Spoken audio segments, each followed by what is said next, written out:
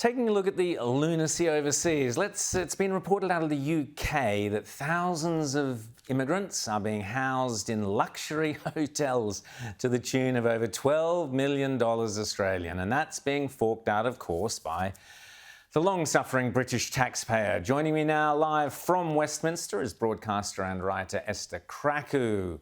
Esther, always great to see you. Five-star immigrants being propped up by the taxpayer, enjoying lavish conditions. Many citizens who are paying for it will have never seen themselves. What's the general sentiment among Brits to what's going on?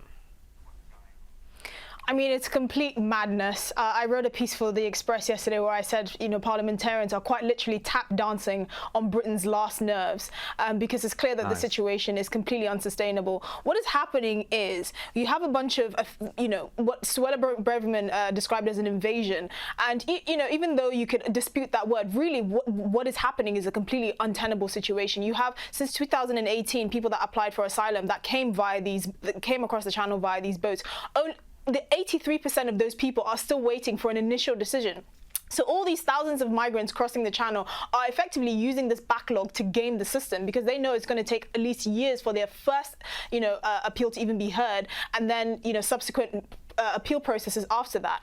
And it's very curious that, thousands of them, which happen to be, able-bodied young Albanian men, somehow think they have a claim to asylum in the UK. It's ridiculous. It would be like us giving asylum to millions of Canadians. It doesn't make sense. Albania is not a country at war, but this is the situation that we're dealing with now. The previous Home Secretary used to actually book hotels because they anticipated this wave of immigrants coming in. And there are also so many holding centers and detention centers that are just flooded with migrants that we actually can't even house immediately. So it's a completely untenable situation. And, there has been discussion of greater coordination with the French because it's in their interest as well to stop this migrant crossing. But the reality is we really need to shore up our defenses and flood more money into preventing this because it's completely ridiculous. And an overwhelming majority of these people are simply gaming the system and taking advantage of Britain's, generosity. Absolutely. And Suella Braverman, Esther, even went further than calling it an invasion. She said it was a criminal invasion. She referred to many of those coming across as criminals. And this is why I think it's even more extraordinary or galling that you've got these beautiful hotels. I've seen some photos of them. Beautiful hotels that these illegal immigrants are getting housed in. At the same time, we're heading into Christmas holidays, New Year's holidays. The average Brit can't go to these hotels because they're all booked out with Albanian, arguably criminal immigrants. It's complete madness. I don't understand it at all. Esther, I wanted to... This is the thing. Oh, sorry. No, you go ahead.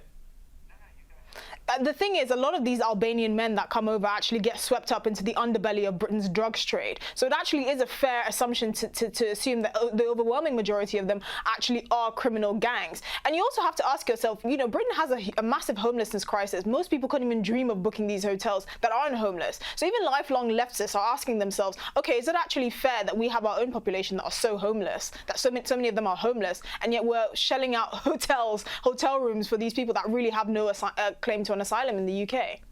Absolutely. Now, Esther, last week we spoke about Rishi Sunak. We were too quick, you and I, to applaud him for not going to COP27 because much like we have experience of this here in Australia with prime ministers who do a U-turn and betray their electorate the moment they hear the words climate change. So Rishi Sunak is now off to COP27 down in Egypt, where I imagine it will be snowing. That's my fantasy anyway. Snow at the pyramids so that they can all sit around and talk about global warming. But Greta Thunberg is unimpressed by COP27. Have a quick listen, Esther. But as it is now, the COPs are not designed to really change anything. That's not why they exist. The way that COP27 would, for me, be considered a success or a step forward would be that more people realize what a scam it actually is. More people realize what a scam it is. Fantastic. Esther, does Rishi Sunak realize he's been scammed? Unfortunately, he doesn't. He's drunk the Kool-Aid of the Western globalist elite. I made a point of asking what exactly is he going there to do? Is he just going to commit more of Britain's money to a completely useless cause? I mean, I often say that, I'm Ghanaian and I go back to Ghana fairly regularly. People still burn their rubbish when I go home. The concept of recycling does not exist. Most people are wondering how they're going to get by, and they don't pay attention to all these Western elites that are saying, oh, you need to save the planet, global warming. The point, if you actually want to tackle climate change, you have to make the developing world actually prosperous enough to care about the environment. But this is not a conversation they're willing to have. They're just going there to sit there and posture and promise more of our money away for a completely hopeless cause, when the reality is, when people like China, Indonesia, India and most of the developing world aren't even at the table, there is no point in having any discussion about this. Absolutely. And next, I wanted to ask you briefly, but we don't have very long, just about Wayne Rooney, superstar, British superstar. He gets the job as the lead coach in an American club, but they get fined $25,000 because they didn't bother to check whether there was an ethnic minority person who could do the same job. Just very briefly, can anyone do the same job as Wayne Rooney? Isn't he unique?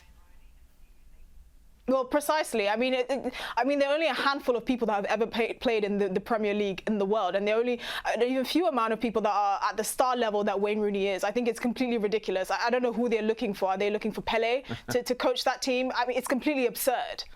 Absolutely. And Esther, I loved your line about dancing on the nerve ends of Britain. Fantastic. We'll chat to you next week. Thanks so much.